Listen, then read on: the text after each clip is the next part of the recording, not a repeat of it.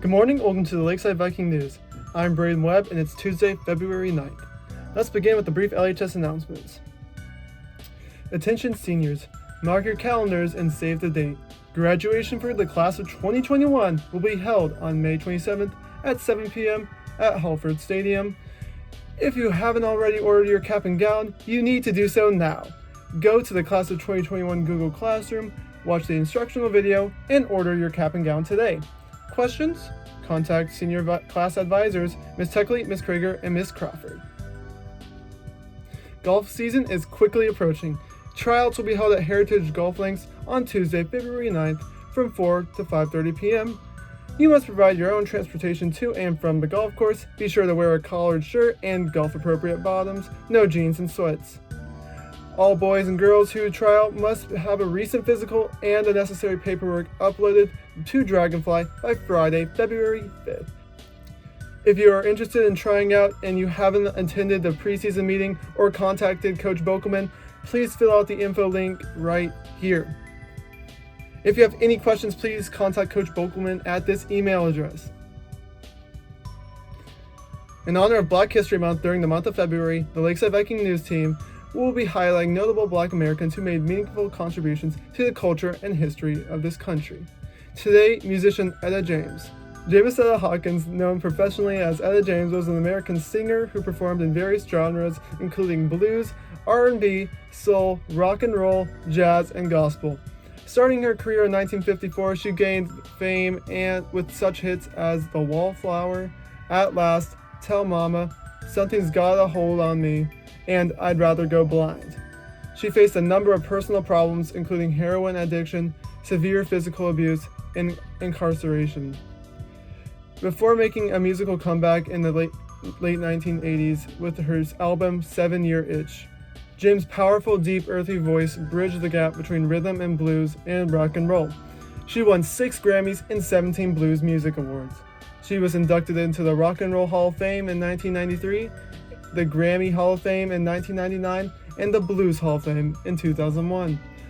Rolling Stone magazine ranked James number 22 on its list of 100 greatest singers of all time. She was ranked number 62 on the list of 100 greatest singers of all time. James has influenced a wide variety of musicians including Diana Ross, the Rolling Stones, and Adele. Now, faculty and staff, please send your announcements. We're ready and waiting. Now for a moment of silence.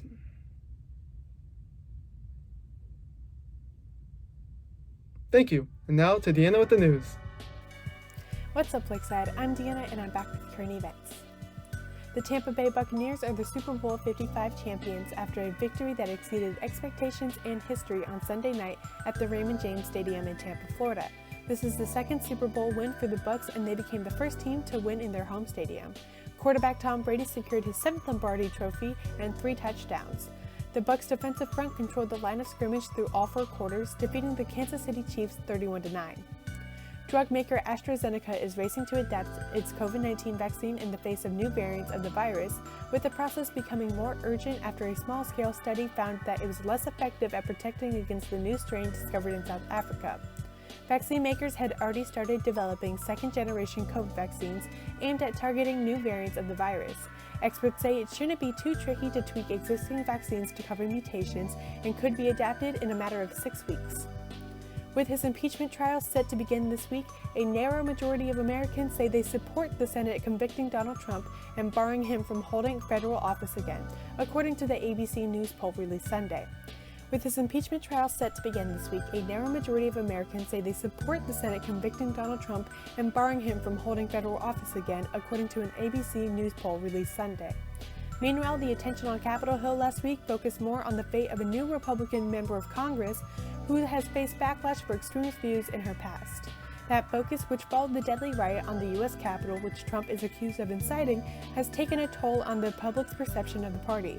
By a 17-point margin, Americans say that there is more radical extremists within the GOP than the Democratic Party.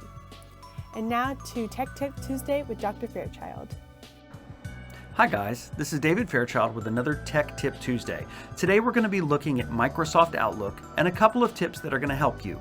Writing emails the right way ensures that you get a reply and is a good way to communicate with anyone that you need to get information from. You're going to use this your whole life, and some of these tips are going to make a big difference. The easy, quick things I can tell you are never text to an email address. When you do, your entire message shows up in the subject line and it can't be read. Always make sure that you have a searchable subject, and then if you want to ask someone to do something for you, you ask politely and nicely. So let's take a look inside Outlook for some more tips that you can use. So you'll get into Outlook by accessing it through your Clever page or by downloading it as an app to your device. Once you're in Outlook, the easy thing to do is to go ahead and set it up correctly. Now, if you click on this gear, you can go to Settings and do things like Dark Mode, which really helps your eyes if you're looking at a screen for a while. A focused inbox will separate your emails into two categories, focused and other. I would strongly encourage you to turn this off so that you only have one inbox and it's harder for you to not see emails. Desktop notifications is a great way to make sure that you know when an email comes in so that you see it. There's a lot of other great things that you can do in settings. The one we're going to look at next is a signature. Adding a signature is a really good way to make sure that people can contact you and they know how to get in touch with you. It's also a good way to make sure that your name is spelled correctly if you're using a non-DeKalb County email that may not have your name in the email address specifically. And this way they know how to address you. If you want to include pronouns, you can do that down here, just to make sure that everyone knows how you should be addressed in replies. And that's really it.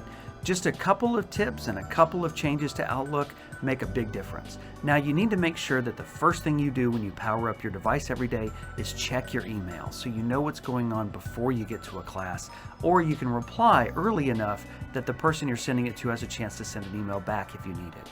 If you have any other questions about this, you can always contact myself or anyone else on the digital learning team, and we'll always be happy to help you. So will your teachers and counselors and administrators.